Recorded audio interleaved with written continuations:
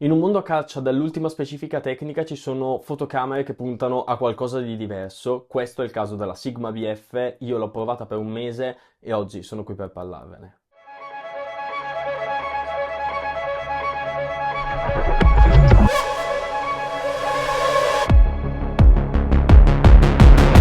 A un anno dalla sua uscita, in collaborazione con Sigma Italia, ho avuto la possibilità di provare la Sigma BF, una fotocamera dal design unico, ispirata al design Apple, ai design italiani, ai design dagli anni 2000, che ha fatto discutere di sé alla sua uscita un anno fa. Io ho avuto la possibilità di provarla per un mese e oggi voglio raccontarvi la mia esperienza, perché quando Sigma mi ha scritto, mi ha detto se vuoi te la mandiamo per provarla, per vedere un po', mi aspettavo tutt'altro, invece mi ha spiazzato, avevo dei preconcetti che sono invece stati ribaltati, quindi ci tengo a raccontare questa mia esperienza e condividerla con voi. Parto subito dicendo che la Sigma BF non è assolutamente una fotocamera professionale, nonostante le specifiche, perché ha un sensore full frame da 24 megapixel con un ottimo file di cui più tardi vi parlerò, ma ha delle lacune che non le permettono di essere considerata professionale. Non è la sua mia essere professionale, non è la sua mia essere utilizzata in studio o essere utilizzata in eventi sportivi e cose, assolutamente no. È una fotocamera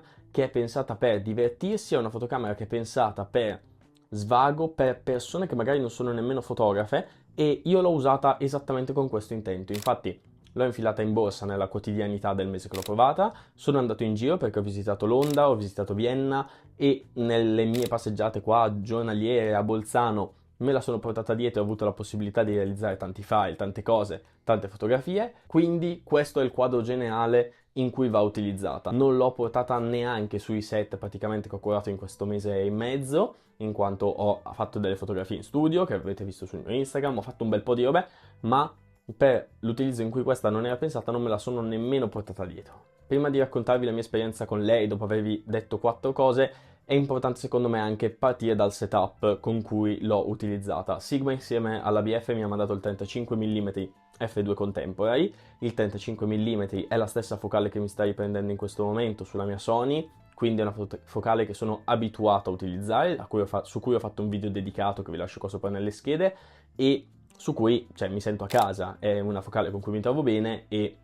questo è. Il 35 mm Contemporary è un'ottima lente, è stato ridisegnato come tutta la serie Contemporary in funzione della Sigma BF, e infatti questo a livello di design è una chicca incredibile perché si sposa benissimo sia con la colorazione argentata che ho avuto in prova io, sia con la colorazione nera e Sigma ha fatto un lavoro bellissimo. Ha sfruttato infatti il lancio della BF un anno fa per fare tutto un rebranding anche a livello di logo, a livello di scritte, di font che è veramente veramente spettacolare e il 35 mm Contemporary è un'ottima lente, nel senso che non è un Sigma Art come il mio 2470 che uso su Sony, ma ha un costo più ridotto, è più leggero e con delle chicche tipo la ghiera dei diaframmi regolabile e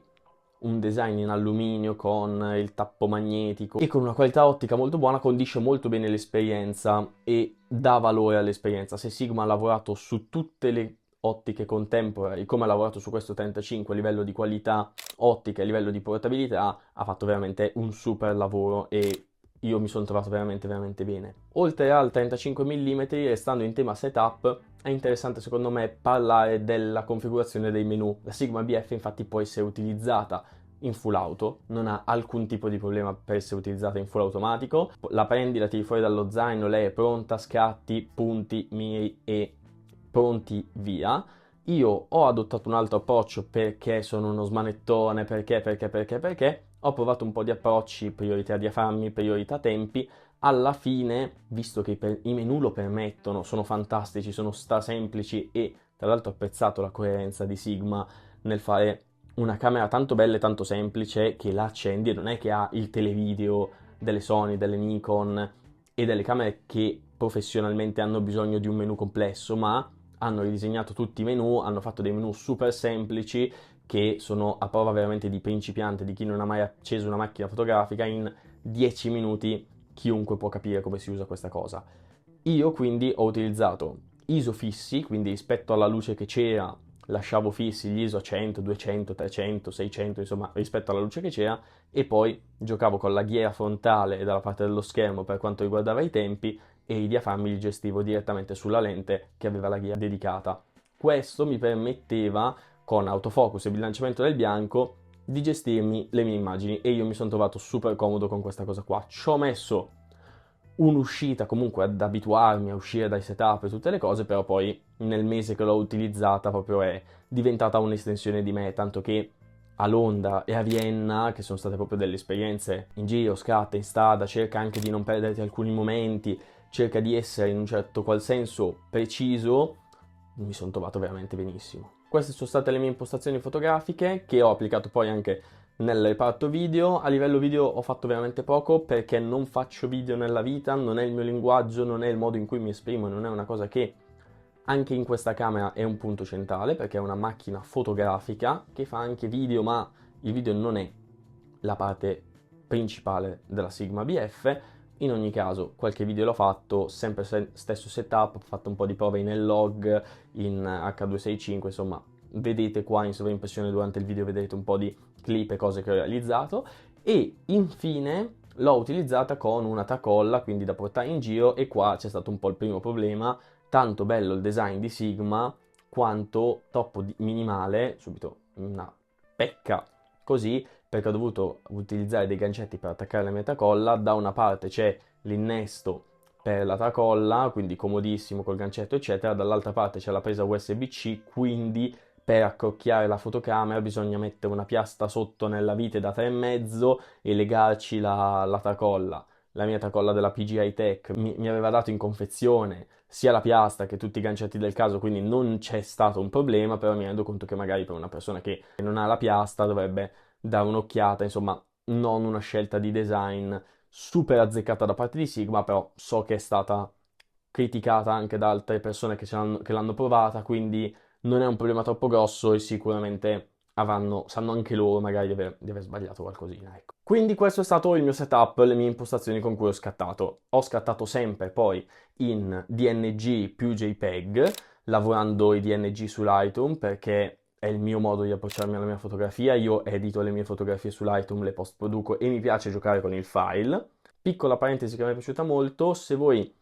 importate il vostro file in DNG su Lightroom, praticamente nella sezione profili colore potrete accedere nativamente da Lightroom alle simulazioni, agli stili che vengono dati in camera sul JPEG, quindi praticamente avete un ampio spazio di manovra per lavorare alle vostre fotografie. Infatti in fase di scatto voi potete scegliere anche un look da dare alle vostre fotografie, specie se scattate solo in JPEG, l'output con quel mood, con quella correzione, mentre invece se scattate in DNG più JPEG, il DNG è sempre standard e il JPEG viene fuori con quella simulazione. In caso vogliate metterci mano poi in post, scattate sempre in DNG e potete aggiungere il look perfetto, preciso come sarebbe in camera direttamente da Lightroom, e questa è una cosa che personalmente ho apprezzato molto perché uno può prendere, vedere e giocare. Proprio sul file non mi aspettavo un bel file, nel senso mi aspettavo una bella macchina fotografica, innovativa, bel design e tutto, ma non mi aspettavo questa cura da parte di Sigma nella parte riguardante il file.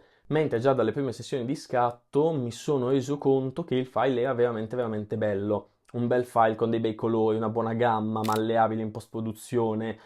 che ti restituisce una fotografia con dei toni che io ho sentito veramente miei, cioè sia in fase di scatto proprio puro, me ne rendevo conto, sia poi in fase di post-produzione su più schermi, comunque il file rimaneva buono e molto ben malleabile anche in post-produzione, tanto che recuperavo le ombre, recuperavo le luci, c'era una buonissima malleabilità del file. Alcune fotografie le ho anche stampate in formato 30x40 da poterle mettere nelle mie cornici, qua in camera come quella che vedete alle mie spalle, che pian piano le giro, ho un po' di stampe e quando mi va di ridare camera inserisco nuove fotografie, e devo dire che la qualità di stampa è buona, cioè nel senso anche in stampa, portandola su un formato fisico, che è una cosa che a me piace tantissimo, mantiene una qualità, dei bellissimi colori, una buona resa cromatica, e poi anche il 35 mm contemporary ha una buona nitidezza, perché è vero, io ho stampato in fine art perché ho la possibilità di farlo, però la quantità di dettagli e la definizione dell'immagine è buonissima, quindi sono rimasto veramente veramente soddisfatto. Per portarvi e per coinvolgervi in questa cosa, sul mio canale Telegram, link qua sotto in descrizione, in questo momento, quando è uscito il video, ho pubblicato 4-5 file che potete scaricare in DNG, così che possiate prenderli, buttarli su Lightroom e giocarci come se fossero, cioè sono i file originali delle mie fotografie. Quindi fate quello che volete, provate il file, fatevi un'idea, se vi piace, se non vi piace, ci smanettate, ci giocate, siete completamente liberi di farlo. Se fate degli editing fighi, mandatemeli, perché mi piace sempre vedere come le altre persone si approcciano alle mie fotografie e basta. Cioè, quindi veramente io più di così non so cosa dirvi. A me è veramente piaciuto questo file, anche se non me l'aspettavo. Altro aspetto positivo è l'ergonomia, che non mi aspettavo anche qua, visto comunque il design piatto, un blocco di alluminio, non pensavo che potesse avere una buona ergonomia. Io l'ho provata sempre con la tracolla, quindi con la sicura, diciamo, però mi è piaciuto, nel senso la tenevo tanto in mano, mai avuto campi, mai avuto cose, si tiene benissimo in mano, anche a scattare a una mano non dà problemi a livello di ergonomia e scattarci una giornata intera non dà problemi. Una cosa che dà problemi a scattarci una giornata intera è la batteria. Ora, Sigma ha lavorato su una batteria proprietaria fatta apposta, piccolina, perché c'era bisogno di quella a livello di design. È una figata perché non ha lo sportello, quindi a sfioro, è una chicca ed è veramente bellissima. Però con una batteria non fate una giornata neanche nei vostri sogni più profondi. Quindi io cosa ho fatto? Giravo con un power bank, quindi soprattutto a Londra, che ho scattato tanto perché c'era bel tempo, c'era veramente delle scene bellissime. Nel primo momento morto mettevo la camera nello zaino, attaccavo il power bank e me la sono cavata benissimo. A Vienna ho scattato molto di meno perché faceva freddo, c'era brutto tempo, una brutta luce, anche tenere la macchina in mano, il vento, il freddo, la pioggia mi ibernava le mani, quindi non ho avuto lo stesso problema, però in una giornata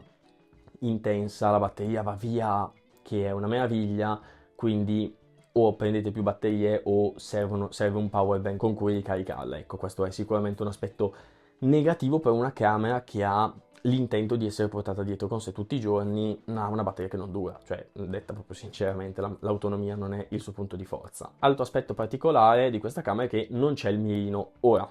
Sigma ha fatto una scelta, ha detto la camera la facciamo così, il mirino non lo mettiamo e è una cosa di cui ci si accorge dalla prima fotografia che si vede della camera, non è che dopo 20 giorni che la si prova ci si dice ah cavolo mi sono accorto che non c'è il mirino. Nonostante questo, io apprezzo la scelta di Sigma di essere coerente, di fare una scelta di questo tipo, personalmente il mirino è una cosa che io uso molto per comporre, perché a volte soprattutto in strada mi piace mettere la camera all'occhio e comporre in un certo modo, isolarmi anche dalla scena. Il fatto che non ci sia, ci ho messo un po' ad abituarmi, cioè a volte erroneamente portavo ancora la camera all'occhio o mi veniva da fare quell'azione lì in contesti particolarmente chiassosi o complessi. Questo però è una scelta che ognuno di noi fa e che influenza l'esperienza di scatto ed influenza sicuramente il modo in cui ci approcciamo alla fotografia tramite questa camera. Infatti qua apro una parentesi che si collegherà poi dopo anche all'ultimo argomento che è l'autofocus. Le scelte di design fatte su questa camera influenzano moltissimo l'esperienza fotografica che si ha con la camera. Qua vorrei aprire un attimo una parentesi su quello che è il design, su quello che sono le fotografie che vengono fuori con la Sigma BF. Le scelte di design che sono state fatte non sono neutre nel momento in cui andiamo a realizzare un'esperienza fotografica. Nel senso, la mancanza del mirino e la mancanza di uno schermo reclinabile, per esempio, influenzano fortemente le tipologie di fotografie che andremo a fare.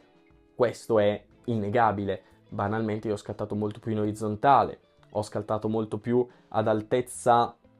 a questa altezza qua, ad altezza gola, pomo d'Adamo, e non ad altezza occhi e non ad altezza ombelico, per esempio, come magari avrei potuto fare con uno schermetto reclinabile. Questo è una caratteristica propria di qualsiasi fotocamera. Abbiamo parlato anche su Substack nel piccolo editoriale di come per esempio l'I1000 utilizzando una Rolleiflex inquadrasse sempre a pozzetto, quindi all'altezza del bacino per fare le fotografie. E questo non ci piove, però volevo mettere un punto anche perché una scelta che è stata fatta, che non so se è stata fatta come scelta consapevole o se è stata una pecca, non lo so, l'autofocus non è fulmineo e qua chiudo la mia impressione generale della camera e poi tiriamo le conclusioni. L'autofocus non è fulmineo ed è una cosa che a primo impatto non mi è piaciuta perché ho detto, cavolo, comunque una fotocamera pensata per divertirsi con queste specifiche, con questo sensore, con questa cosa, comunque mi perde degli scatti, cioè c'erano delle fotografie che io perdevo perché con l'autofocus non era fulmini, magari mi sbagliava il fuoco e cavolo, io perdevo delle fotografie. E questo mi è successo nelle prime uscite. Poi però successivamente, nel riguardare le fotografie anche che avevo perso, erano fotografie che veramente io realizzavo così, tanto per passavo, inquadravo a caso con un'inquadratura un po' così, con una composizione a caso, con una luce non studiata, una scena non osservata ma vista e fotografata. E di per sé sono fotografie che anche se avessi preso il fuoco non avrei considerato come buone. E mi ha fatto molto riflettere questo su come io a volte mi approccio alla mia fotografia, su come io faccio certe fotografie quando sono in giro, perché comunque quando giro con la mia Sony l'autofocus è velocissimo, non ne sbaglia una e io posso fare tantissime fotografie anche così a caso tanto per. Invece la Sigma mi ha imposto, vista questa limitazione, di ragionare un attimo di più e di prendere un attimo più di tempo per comporre le scene. E infatti le fotografie che ho realizzato con lei mi hanno lasciato estremamente soddisfatto perché sono delle fotografie più ragionate ed è un esercizio stilistico che voglio trasporre da qua in poi anche con le altre fotocamere con cui lavorerò e in primis anche con la mia Sony che utilizzo sia per lavoro che per svago. Questo approccio mi ha fatto ricordare quanto sia importante lavorare sull'attenzione, cercare di essere più precisi e non affidarsi completamente alla tecnologia, che è una cosa che per quanto possiamo metterci in bocca paroloni, io in primis, è una cosa che tendiamo tutti a fare. E questo non va bene per la nostra fotografia molto spesso, la svilisce e ci porta a creare delle immagini di cui magari non siamo veramente contenti. Quindi questo mi ha aperto una prospettiva e secondo me l'autofocus un po' più lento e non super preciso non è una pecca. Poi successivamente c'è un'impostazione bellissima che permette di switchare da autofocus automatico a manuale semplicemente toccando la ghiera di messa a fuoco sull'obiettivo. Quello per me è stata una figata perché io mettevo a fuoco leggermente in autofocus, poi volevo essere sicuro di prendere il fuoco, quindi prendevo in mano il manuale senza toccare un tasto, senza niente, toccando solo la ghiera e riuscivo a beccare tutti i fuochi con il focus picking senza alcun tipo di problema, senza perdere mezza fotografia. Questo, se volete essere per esempio sicuri di non perdervi l'immagine, è comodissimo. Quindi tirando le somme, la mia avventura con lei è stata del tutto positiva, un'esperienza particolare, figlia di una camera che sicuramente non è adatta a tutti e che però mi ha portato a fare un'esperienza di scatto diversa, più matura, più ragionata, con cui mi sono veramente divertito, mi ha stimolato, io stavo perdendo quasi un po' la voglia di fotografare ultimamente, ero in un momento un po' complesso, mentre invece con la scusa di dover scattare con lei, di scattare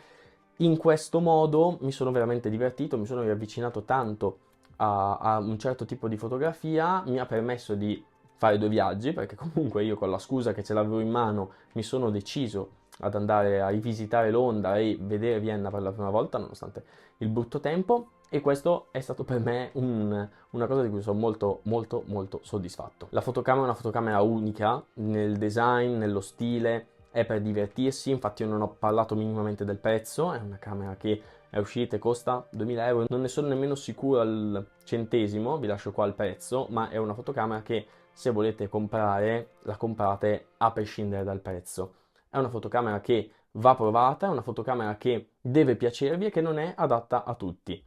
Io vi invito, perché Sigma non mi ha detto di dirvelo, nel senso che non me l'ha detto esplicitamente, ma dal 20 al 26 alla Design Week ci sarà un pop-up store di Sigma con una mostra dedicata al loro design, al design dei loro prodotti, in cui potrete probabilmente vedere le camere e dare un'occhiata. Io non so se sarò lì in quei giorni perché sono giorni veramente complessi di lezioni in università, di progetti, programmi, cose, quindi non penso che riuscirò a essere lì a Milano. In caso ve lo farò sapere sempre o su Instagram o su Telegram, quindi seguitemi, però è una fotocamera che, come la Q3, la X100 di Fuji, la Ico e compagnia bella, ha un approccio tutto suo, tutto particolare e che va provata, perché è facile dire bello bello e poi magari ti trovi in mano una camera che avevi idealizzato e con cui pensavi di poter fare più cose, mentre invece è una fotocamera che ha un certo tipo di linguaggio, un certo tipo di output. Io vi invito a provarla. Potete vedere i file dal canale Telegram perché vi ho caricato i file originali in DNG. potete andare a vedere, provarla. Io più di così non so cosa dirvi, andate, provatela, la mia esperienza con lei è stata fantastica, sono veramente veramente contento. Io ringrazio ancora Sigma e tutte le persone che mi hanno permesso di lavorarci, provarla, è stata un'esperienza bellissima e la camera mi ha regalato un'ottima esperienza. Devo dire che ero terrorizzato dal ricevere la camera e fare un'esperienza negativa perché comunque non avevo dei preconcetti perché mi gasava la camera, ero gasato quando è uscita, ero gasato quando ho visto le recensioni, però tra il mi gasa e il faccio un'esperienza positiva c'è in mezzo un mare, io non ne ero così sicuro, visto anche come sono io e visto il mio approccio alla fotografia, di fare un'esperienza così bella, e invece mi sono trovato veramente bene. Una fotocamera che ha un suo pubblico, un suo linguaggio, si esprime a suo modo e una sua fotografia. E questo è per me la cosa più importante perché